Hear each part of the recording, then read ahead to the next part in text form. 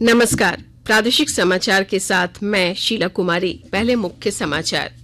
प्रधानमंत्री ने आज विश्व रेडियो दिवस के अवसर पर लोगों को बधाई दी। कहा, रेडियो नवाचार कार्यक्रमों और मानवीय रचनात्मकता के प्रदर्शन के माध्यम से जीवन को रोशन करता रहे। प्रधानमंत्री ने कहा, केंद्र सरकार का लक्ष्य 2024-25 तक रक्षा निर्यात को $5 अरब तक ले जाने का। भारत जल्द ही दुनिया का सबसे बड़ा रक्षा विनिर्माण केंद्र होगा। राज्य के 36 प्रवासी मजदूरों ने तजाकिस्तान में फंसने पर भारत वापसी के लिए केंद्र और राज्य सरकार से लगाई गुहार। कंपनी मजदूरों को 4 महीने से नहीं दे रही है वेतन। और मुख्यमंत्री खतियानी जोहार यात्रा के तहत आज जाएंगे चतरा, लाभुकों के बीच करेंगे परिसंपत्तियों का वितरण। और अब समाचार विस्तार से। प्रधानमंत्री नरेंद्र मोदी ने आज विश्व रेडियो दिवस के अवसर पर लोगों को बधाई दी। एक ट्वीट में श्री मोदी ने इस विशेष अवसर पर सभी रेडियो श्रोताओं, आरजे और प्रसारण व्यवस्था से जुड़े अन्य सभी लोगों को बधाई दी। उन्होंने कामना की है कि रेडियो नवाचार कार्यक्रमों और मानवीय रचनात्मकता के प्रदर्शन के माध्यम से जीवन को रोशन करता रहे। उन्होंने लोगों से माईगॉव, नमो ऐप पर 98 मन की बात कार्यक्रम के लिए अपने इनपुट साझा करने के लिए कहा। इस मासिक कार्यक्रम की अगली कड़ी 26 फरवरी को प्रसारित की जाएगी। विश्व रेडियो दिवस आज मनाया जा रहा है। रेडियो के महत्व के बारे में जनता और मीडिया के बीच जागरूकता बढ़ाने और रेडियो के माध्यम से लोगों तक सूचना पहुंचाने के लिए हर साल ये दिन मनाया जाता है। विश्व रेडियो दिवस के 12वें संस्करण का विषय रेडियो एंड पीस है।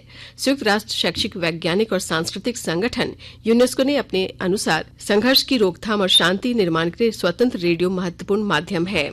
एक वीडियो संदेश में प्रसार भारती के मुख्य कार्यकारी अधिकारी गौरव द्विवेदी ने कहा कि एक जन माध्यम के रूप में रेडियो लगभग एक सदी से दुनिया में सार्वजनिक जीवन को आकार देने में महत्वपूर्ण भूमिका निभा रहा है। आकाशवाणी की महानिदेशक वसुधा गुप्ता ने अपने वीडियो संदेश में कहा कि इस वर्ष का विषय रेडियो एंड पीस है, जो विशेष रूप से दुनिया भर में सार्वजनिक सेवाओं के प्रसारण के मूल उद्देश्य में निहित है। आज विश्व रेडियो दिवस है। बाजारवाद की दौर में रांची रेडियो स्टेशन ने अपनी अलग पहचान बनाकर रखी है। 27 जुलाई 1957 को रांची के मेन रोड स्थित वेलफेयर सेंटर हॉल में अविभाजित बिहार के दूसरे रेडियो स्टेशन रांची का उद्घाटन तत्कालीन मुख्यमंत्री श्री कृष्ण सिंह ने किया था। 27 जुलाई 1957 को दोपहर 3:30 पर उद्घोषक किशोर शर्मा ने पहली बार उद्घोषणा की थी। 1964 में रांची केंद्र से स्थानीय भाषाओं में प्रसारण शुरू हुआ था। रांची सहित सभी 5 केंद्रों का प्रसारण न्यूज ऑन एआईआर ऐप के माध्यम से पूरी दुनिया में सुने जाते हैं। प्रधानमंत्री नरेंद्र मोदी ने कहा है कि सरकार का लक्ष्य 2024-25 तक रक्षा निर्यात को $5 अरब तक ले जाने का है। उन्होंने कहा कि भारत जल्द ही दुनिया का सबसे बड़ा रक्षा विनिर्माण केंद्र होगा। आज सुबह कर्नाटक के बेंगलुरु में एरो इंडिया 2023 के उद्घाटन समारोह को संबोधित करते हुए श्री मोदी ने कहा कि देश आज नई ऊंचाइयों को छू रहा है और एरो इंडिया 2023 इसका एक प्रमुख उदाहरण है। उन्होंने कहा कि एरो इंडिया की theme the runway to a billion opportunities विभिन्न क्षेत्रों में देश की प्रगति को दर्शाता है। उन्होंने कर्नाटक के युवाओं से देश को रक्षा क्षेत्र में मजबूत बनाने की अपील की। श्री मोदी ने प्रौद्योगिकी के क्षेत्र में उनकी विशेषज्ञता की प्रशंसा की।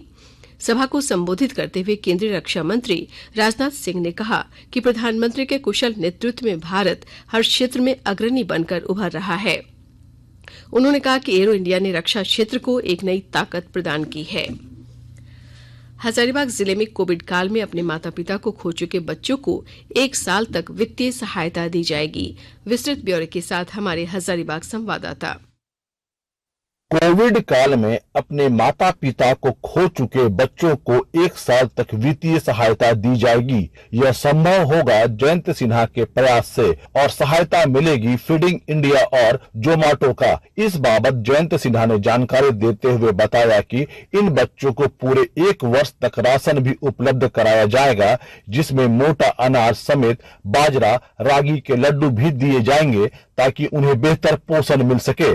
प्रधानमंत्री नरेंद्र मोदी ने आह्वान किया है कि देश भर में कुपोषण को दूर किया जाए। निसंदेह यह प्रयास प्रधानमंत्री के सपनों को साकार करने में मददगार साबित होगा। गौरव प्रकाश, आकाशवाणी समाचार, हजारीबाग। आकाशवाणी के ताजा तरीन समाचारों के लिए आप हमारी वेबसाइट newsonair.com पर लॉग ऑन कर सकते हैं। ताजा समाचार Twitter handle @AIR news alerts और Facebook page All India Radio news पर भी उपलब्ध है। आप प्रादेशिक समाचार एकांश के ट्विटर हैंडल @AIR_News_रांची और फेसबुक, इंस्टाग्राम पेज तथा YouTube channel AIR news Ranchi पर भी हमारे बुलेटिन सुन सकते हैं। प्रादेशिक समाचार आप आकाशवाणी रांची से सुन रहे हैं। झारखंड के 35 प्रवासी मजदूरों ने तजाकिस्तान में फंसने पर भारत वापसी के लिए गुहार लगाई है। कंपनी मजदूरों को 4 महीने से वेतन नहीं दे रही है। इससे मजदूरों के समक्ष खाने पीने का संकट उत्पन्न हो गया है। प्रवासी मजदूरों के हित में कार्य करने वाले सिकंदर अली ने केंद्र और राज्य सरकार से मजदूरों को मदद किए जाने की मांग की है। देवघर में कोरोना के बाद शिव बारात निकालने की तैयारियां जोर शोर से चल रही है।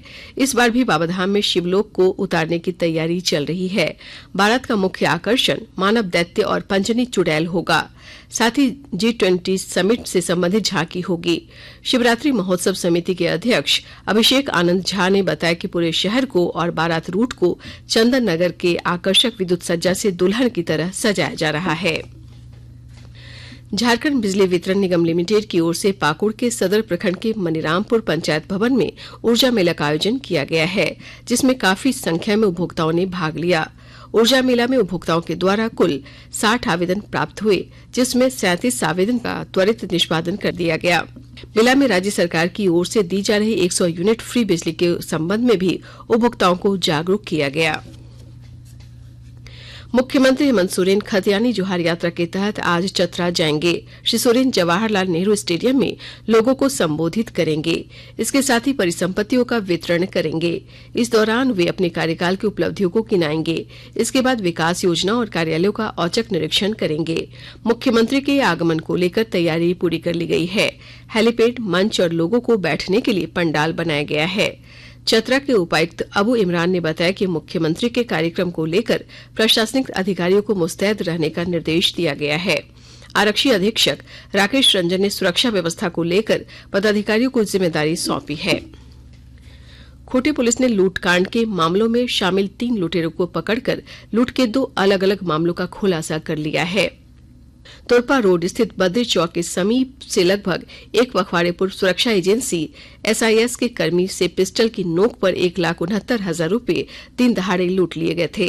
वहीं खूंटी थाना क्षेत्र के ग्राम रेवा के पास से 1.5 माह पूर्व एक दंपति से हुए मोटरसाइकिल लूटा गया था। जमशेदपुर के उलीडीह थाना क्षेत्र में Bharat financial inclusion limited company में 12,80,000 रुपए की डकैती में शामिल 3 युवकों को पुलिस ने गिरफ्तार किया है।